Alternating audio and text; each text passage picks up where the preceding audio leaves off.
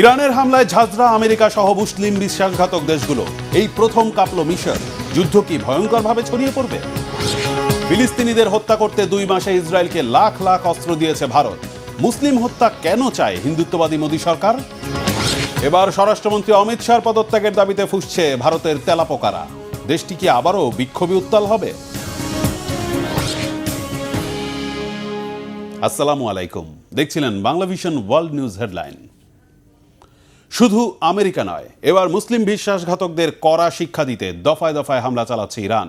Jordan, কুয়েতের পর এই প্রথম খামেনির দেশের হামলায় ঝাঁঝরা হয়েছে মিশরের স্থাপনা মার্কিন ঘাঁটি।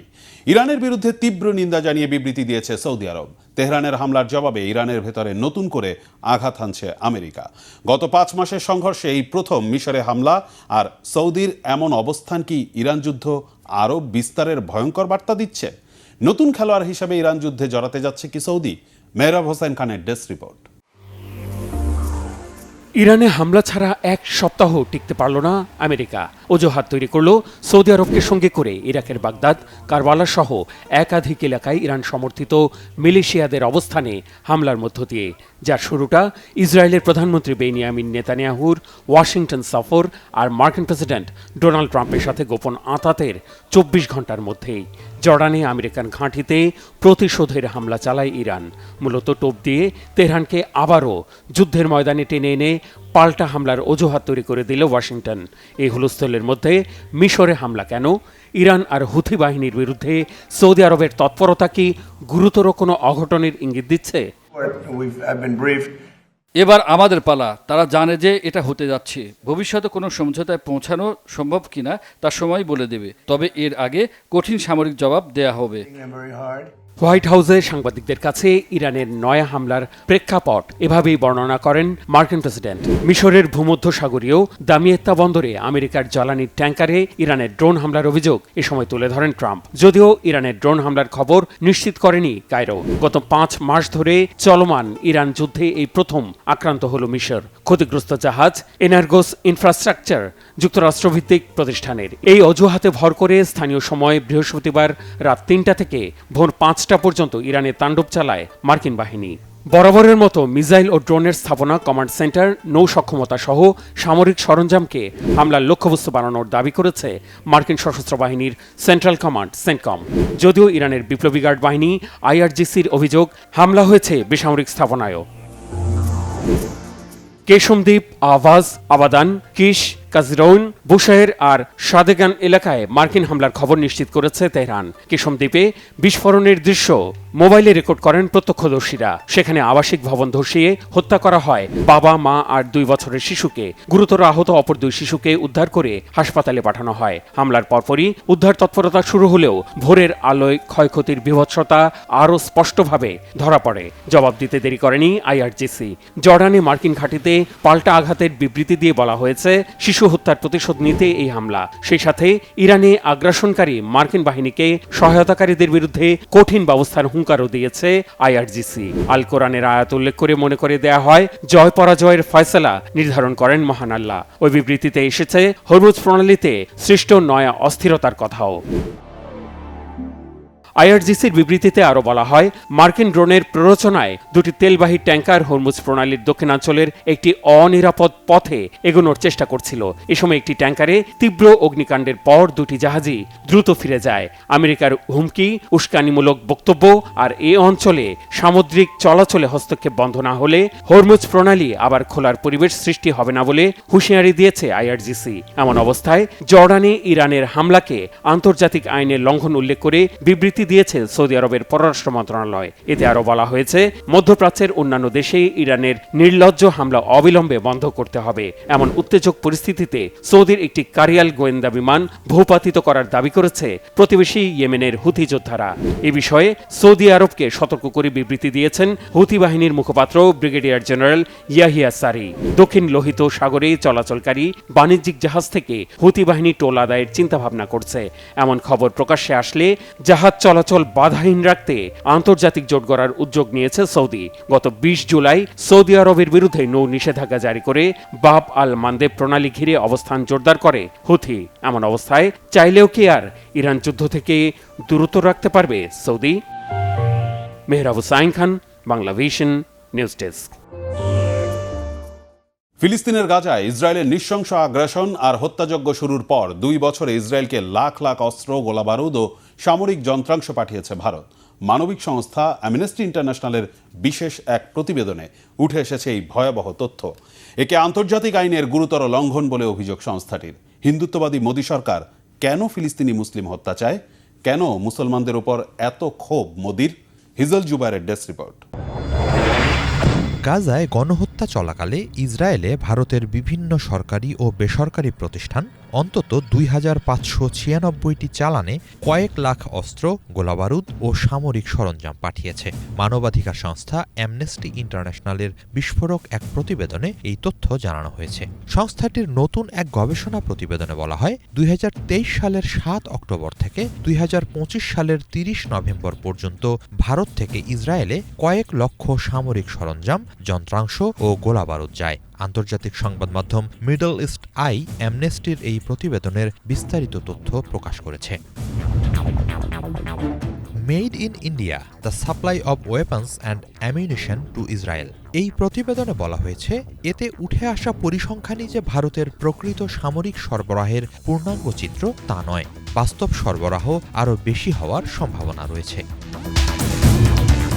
অ্যামনেস্টির তথ্য অনুযায়ী ভারতের পাঠানো সামরিক সরঞ্জামের মধ্যে ছিল প্রায় 5,65,000 বিস্ফোরক অস্ত্রের যন্ত্রাংশ, যার মধ্যে ড্রোনের ওয়ারহেড, কামানের গোলার খোলস সহ নানা উপাদান রয়েছে।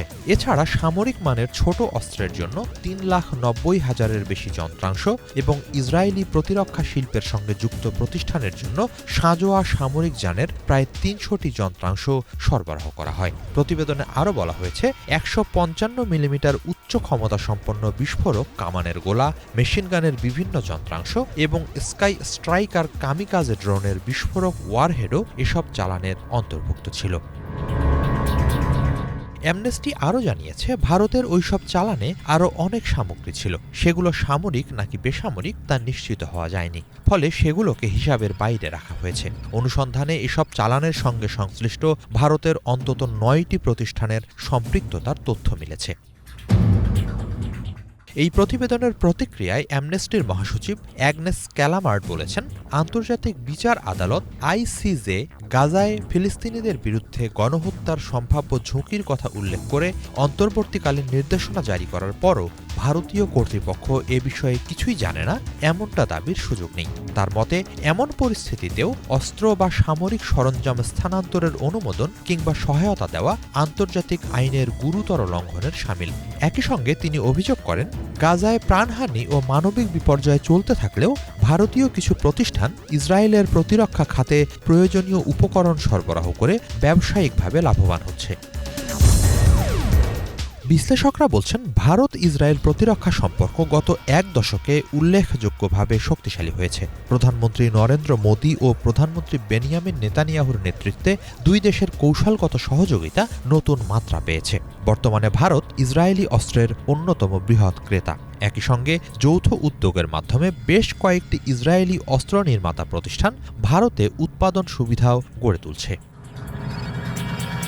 এর আগে ফিলিস্তিনপন্থী বয়কট, ডাইভেস্টমেন্ট অ্যান্ড স্যাংশনস আন্দোলন এবং নো হারবার ফর জেনোসাইড জোটও অভিযোগ করেছিল, ভারত থেকে ইসরায়েলে সামরিক সরঞ্জাম সরবরাহ ব্যাপক হারে বেড়েছে। এছাড়া ইসরায়েল ট্যাক্স অথরিটির আমদানি তথ্য বিশ্লেষণ করে আল জাজিরার এক অনুসন্ধানেও দাবি করা হয়, 2023 সালের অক্টোবর থেকে 2025 সালের অক্টোবর পর্যন্ত সময়ে ইসরায়েলে সামরিক সংশ্লিষ্ট পণ্য রপ্তানিতে ভারত ছিল দ্বিতীয় বৃহত্তম উৎস। সেই অনুসন্ধানেও বলা হয়, এসব তথ্য সামগ্রিক অস্ত্র স্থানান্তরের পূর্ণাঙ্গ চিত্র তুলে ধরে না। কূটনৈতিক ক্ষেত্রেও ইসরায়েলের প্রতি ভারতের অবস্থান আন্তর্জাতিক অঙ্গনে আলোচিত। দক্ষিণ আফ্রিকার দায়ের করা গণহত্যা সংক্রান্ত মামলায় আন্তর্জাতিক বিচার আদালতে যোগ না দেওয়ার পাশাপাশি ইসরায়েলের ওপর অস্ত্র নিষেধাজ্ঞা আরোপের আহ্বানও নাকচ করেছে নয়াদিল্লি। হিজল জুবায়ের, বাংলা ভিশন। শিক্ষামন্ত্রীর পর এবার ভারতের কেন্দ্রীয় স্বরাষ্ট্রমন্ত্রী অমিত শাহর পদত্যাগের দাবিতে ফুঁসছে তেলাপোকা বা ককরোচ জনতা পার্টি সিজেপি। সম্প্রতি বিক্ষোভকারীদের ওপর পুলিশের দমনপীড়ন এবং গুলি ছোড়ার ঘটনায় স্বরাষ্ট্রমন্ত্রীকে অভিযুক্ত করেছেন সিজেপি মুখপাত্র সৌরভ দাস। বিক্ষোভকারীদের ওপর পুলিশের নৃশংসতার ঘটনায় অমিত শাহর পদত্যাগ দাবি করেছেন ভারতের বিরোধী দল কংগ্রেস নেতা রাহুল গান্ধী। কংগ্রেস নেতাকে সমর্থন জানিয়ে সিজিপি মুখপাত্র সৌরভ দাস বলেছেন, স্বরাষ্ট্রমন্ত্রীকে অবশ্যই জবাবদিহিতার আওতায় আসতে হবে। ভারত কি আবারও বড় ধরনের বিক্ষোভ দেখবে? শহীদ আরাফাতের ডেস্ক রিপোর্ট।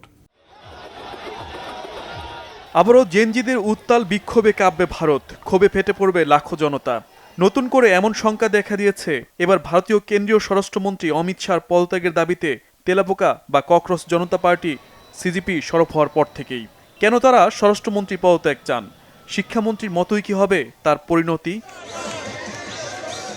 প্রশ্নপত্র ফাঁস রুখতে অপরাধীদের কঠোর শাস্তি দিতে কেন্দ্রীয় সরকার এক সংশোধনী বিল এনেছে, যা বুধবার ভারতের লোকসভায় কণ্ঠভোটে পাশ হয়। সেই বিল নিয়ে বিতর্কের সময় লোকসভার বিরোধী দলীয় নেতা রাহুল গান্ধী বলেন, শিক্ষা সংস্কার আন্দোলনে গেল 20 জুলাই বিক্ষোভকারীদের ওপর দমন পীড়ন এবং গুলি ছোড়ে পুলিশ। আর ওই নৃশংস কাণ্ডের জন্য পুলিশকে নির্দেশ দিয়েছেন ভারতের কেন্দ্রীয় স্বরাষ্ট্রমন্ত্রী অমিত শাহ। এজন্য অমিত শাহর পদত্যাগের দাবি তোলেন রাহুল গান্ধী। কংগ্রেস নেতা রাহুল গান্ধীকে সমর্থন জানিয়ে এবার সিজিপিএ মুখপাত্র সৌরভ দাসও সামাজিক যোগাযোগ মাধ্যমে সোচ্চার হয়ে ওঠেন। সাম্প্রতিক বিক্ষোভে আন্দোলনকারীদের ওপর পুলিশের দমন পীড়ন এবং গুলি ছোড়ার ঘটনায় সরাসরি স্বরাষ্ট্রমন্ত্রীর দিকে অভিযোগের আঙুল তোলেন তিনি। বলেন, প্রতিটি জীবনের মূল্য আছে। পুলিশকে গুলি ছোড়ার আদেশ দিয়ে স্বরাষ্ট্রমন্ত্রী শিক্ষার্থীদের সুন্দর ভবিষ্যৎ নষ্ট করেছে। এই নৃশংস কাণ্ডের জন্য অবশ্যই স্বরাষ্ট্রমন্ত্রীকে জবাবদিহিতার আওতায় আনার দাবি জানান সিজিপিএ মুখপাত্র। স্বরাষ্ট্রমন্ত্রী অমিত শাহকে নিয়ে সিজেপি মুখপাত্র সৌরভ দাস এবং কংগ্রেস নেতা রাহুল গান্ধীর দাবির বিরোধিতা করেছেন বিজেপি নেতা কিরেন রিজু। অমিত শাহ গুলি চালানোর জন্য পুলিশকে নির্দেশ দিয়েছেন, এটি প্রমাণ করার জন্য রাহুল গান্ধীকে অনুরোধ জানান তিনি। নতুবা মিথ্যা দাবির জন্য রাহুল গান্ধীকে ক্ষমা চাইতে হবে অমিত শাহর কাছে। শহীদ আরাফাত, বাংলাভিশন নিউজ ডেস্ক। দাবানলের আগুনে ছাই হয়ে যাচ্ছে আস্ত ইউরোপ। ফ্রান্স ও স্পেনের বিশাল অঞ্চল জুড়ে জ্বলতে থাকা আগুন এখন আর কেবল সাধারণ কোনো ঘটনা নয়, এটি ধারণ করেছে পারমাণবিক বোমার মতো বিধ্বংসী ক্ষমতা। তীব্র উত্তাপে আকাশে তৈরি হচ্ছে বিরল ফায়ারস্টর্ম বা আগুনের মেঘ, যা থেকে সৃষ্টি হচ্ছে নতুন ঝড়, বজ্রপাত। ঘর ছাড়া লাখো মানুষ, নিঃশেষ হচ্ছে বনাঞ্চল। ইউরোপের মেগা ফায়ার কি ধাক্কা দেবে বাংলাদেশকেও? হাফিজুল ইসলামের ডেস্ক রিপোর্টে বিস্তারিত। আকাশ থেকে নেমে আসা আগুন যেন গিলে খাচ্ছে গোটা ইউরোপকে। পারমাণবিক বোমার সমান শক্তি ও তীব্রতা নিয়ে জ্বলতে থাকা একের পর এক দাবানল মহাদেশটির বিশাল অঞ্চলকে পরিণত করেছে জীবন্ত জাহান্নামে। দ্রুত ছড়াতে থাকা দাবানলগুলো এতটাই বিধ্বংসী যে ফ্রান্স ও স্পেনের মতো আধুনিক দেশগুলোর আগুন নেভানোর প্রযুক্তিও সম্পূর্ণ অসহায় হয়ে পড়ছে। বনের পর বন পুড়িয়ে ফেলতে থাকা অগ্নিকাণ্ডের প্রচণ্ড উত্তাপ থেকে তৈরি হচ্ছে বিরল ফায়ার স্টর্ম বা আগুনের মেঘ। আর এই মেঘ থেকে তৈরি বাতাস, বৃষ্টি ও বজ্রপাত দাবানলকে করে তুলছে আরও ভয়াবহ। হাজার মাইল দূরের দাবানল বাংলাদেশের জন্য বিপদের কারণ মনে হয় না ঠিকই, কিন্তু বিশ্লেষকেরা বলছেন কৌশলগতভাবে অদূর ভবিষ্যতে এর গভীর প্রভাব বাংলাদেশেও পড়বে। ফ্রান্স আর স্পেনের দাবানলের ভয়ঙ্কর পরিস্থিতি এতদিন আমেরিকা বা অস্ট্রেলিয়ায় ঘটতে দেখা গেছে। আবহাওয়া ও ভূতত্ত্ব সংশ্লিষ্ট বিজ্ঞানীরা বলছেন এরকম ফায়ার ক্লাউড বা পাইরো ক্লাউড ইউরোপের ইতিহাসে বিরল ঘটনা। ফ্রান্সে এ পর্যন্ত পুড়ে ছাই হয়ে গেছে 16 লাখ হেক্টরের বেশি জমি। স্পেনেও একই অবস্থা। দুই দেশ মিলিয়ে ঘরছাড়া হতে হয়েছে প্রায় 3 লাখ মানুষকে।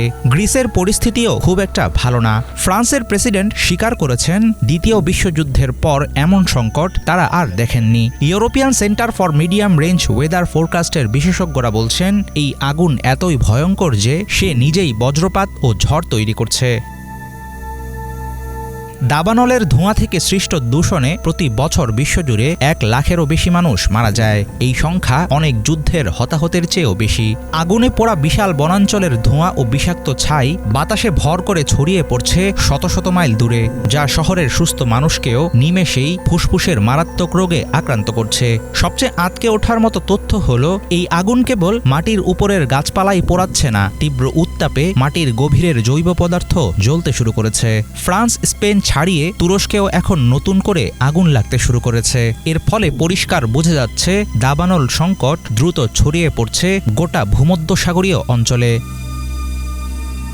ইউরোপ জুড়ে দাবানলের মাত্রা বেড়ে যাওয়ার পেছনে অন্যতম দায়ী জলবায়ু পরিবর্তনের নিষ্ঠুর খেলা। গত শীতে অতিরিক্ত বৃষ্টিপাতের কারণে এই অঞ্চলে গাছপালা দ্রুত বেড়ে ওঠে, কিন্তু মে মাসের পর থেকে গ্রীষ্মকালীন রেকর্ড তাপপ্রবাহের ধাক্কায় সেই সবুজ বন পরিণত হয়েছে শুকনো জ্বালানিতে। গাছ, কাঠ বা জ্বালানি পুড়ে ছাই না হওয়া পর্যন্ত কিংবা টানা বৃষ্টি শুরুর আগ পর্যন্ত প্রকৃতির এমন তাণ্ডব থামানো অসম্ভব। ফলে অতিরিক্ত শুষ্কতার ধাক্কায় দাবানলগুলো চলে গেছে নিয়ন্ত্রণের বাইরে। বিশ্লেষকেরা বলছেন, দাবানলের দীর্ঘমেয়াদী প্রভাবে চিরতরে বদলে যাবে ইউরোপের জীবনযাত্রা। 2008 সাল থেকে 2023 সাল পর্যন্ত ইউরোপীয় ইউনিয়নভুক্ত 27টি দেশে দাবানলের কারণে ঘরবাড়ি হারিয়ে অন্য কোথাও চলে যেতে বাধ্য হয়েছে 4 লাখেরও বেশি মানুষ। এর সাথে যখন ইউক্রেন যুদ্ধ থেকে শুরু করে মধ্যপ্রাচ্যের সংঘাতের কারণে আসা শরণার্থীর স্রোত যোগ হয়, তখন প্রশ্ন ওঠে, ইউরোপ আসলে আর কতদূর টানতে পারবে নিজেদের? পারমাণবিক বোমার মতো তীব্র মেগাফায়ারের বিপদ ডেকে আনছে কি চরম বিপর্যয়? হাফিজুল ইসলাম, বাংলা ভিশন। জাপানের দক্ষিণাঞ্চলের কুমামোতো শহরের কাছে 7.1 মাত্রার শক্তিশালী ভূমিকম্পে মৃতের সংখ্যা বেড়ে দাঁড়িয়েছে 28 জনে। ভূমিকম্পে ধসে পড়া কাগজ তৈরির কারখানা ও শপিং মলে আটকা পড়াদের উদ্ধারে এখনও অভিযান চলছে বলেও জানিয়েছে তিনি। ক্ষতিগ্রস্ত কাগজ কারখানা থেকে একজনকে জীবিত উদ্ধার করা হয়েছে। শপিং মল থেকে উদ্ধার করা 11 জনের মধ্যে 6 জন মারা গেছে। উদ্ধার ও ত্রাণ সরবরাহে সরকার নানা উদ্যোগ নিলেও প্রচণ্ড গরম ও আফটারশকের কারণে ব্যাহত হচ্ছে উদ্ধার অভিযান। এখনও 8,500-এরও বেশি মানুষ আশ্রয়কেন্দ্রে অবস্থান করছেন। বিদ্যুৎ বিচ্ছিন্ন হয়ে পড়েছে হাজার হাজার আবাসিক ভবন এবং প্রায় 1 লাখ বাড়িতে পানির সরবরাহ বন্ধ হয়ে গেছে। এই ছিল আজকের মতো। সাথে থাকায় ধন্যবাদ।